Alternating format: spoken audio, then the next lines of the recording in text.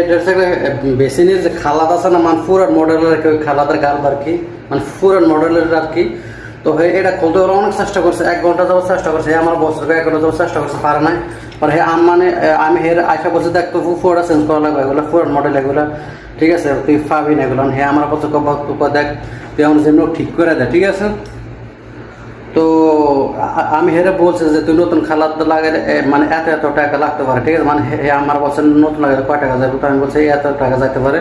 তো বলছে ইসমাইল তুই যেমন কেউ ঠিক করে দেয়, ঠিক আছে। তো দেখেন এটা হচ্ছে একটা বাথরুমের ইয়ে আর কি, মেন ইয়ে আছে না, যে ইয়ে আছে না, সাবি আছে না, ওই সাবের ইয়ে আর কি, হ্যাঁ কাবার আর কি।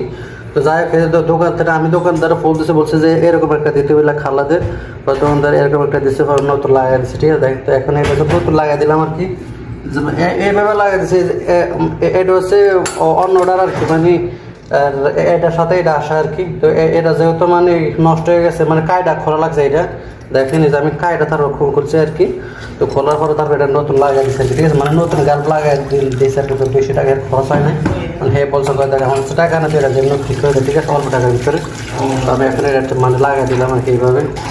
তো মাঝে মাঝে কাস্টমারের সাথে একটু কথা হেল্প করতে হয়, ঠিক আছে, না হলে সমস্যা, কারণ কাস্টমার দিয়ে তো আমাদের রিজিক আসে, ঠিক আছে, এই জন্য কাস্টমার দিকে মাঝে দিকে মানে তাকাইতে হয় আর কি, নিজে পকেটের দিকে চাইলে তো হয়।